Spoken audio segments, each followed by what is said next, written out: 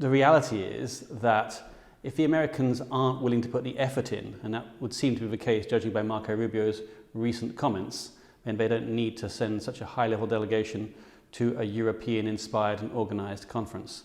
And let's be clear, that kind of works for the Russians as well. If the Russians get the impression that the Americans aren't invested, and of course we know that the Russians are invested, then that means that there's a significant player taken out of the game.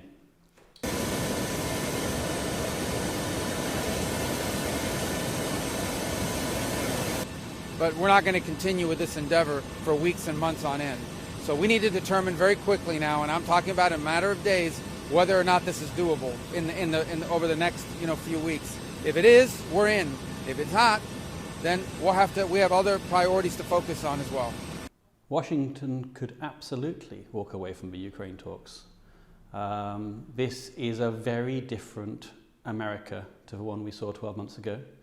One which does not particularly care about the fate of Ukraine.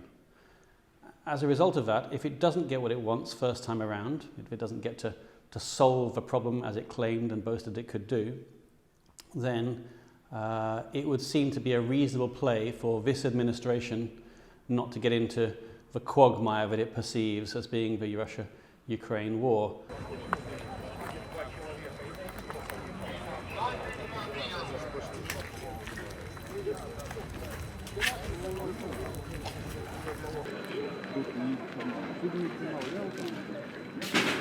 The US just wants any deal, and that it doesn't matter whether it's a good deal for Ukraine or a good deal for Russia. They want to be able to show that they are a broker and maybe a power player, that they can have an influence on events.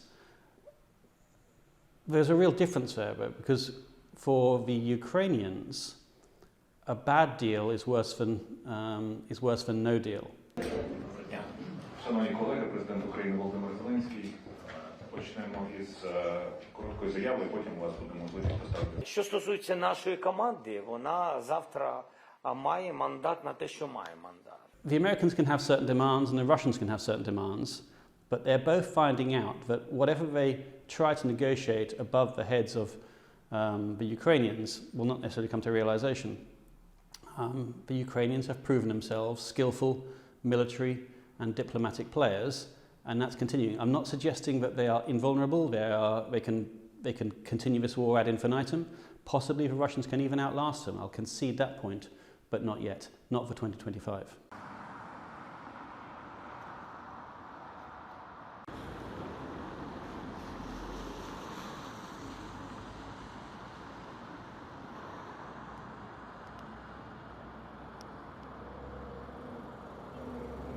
I think really we're heading away from negotiations right now and back into conflict without a foreseeable end. Not to say again that the two sides can go on forever, but they've both got more left in them, militarily speaking. I don't think Russia is looking for a way out. Russia has the upper hand. It's got the Americans more or less on side. It isn't exhausted or beaten down yet. They can mobilize more men if need be. I'm not saying it's easy. The economy, whilst not in great shape, is not in tatters either. They've mobilized their economy and their society for war. They can stay this course again, not indefinitely, but for a while longer.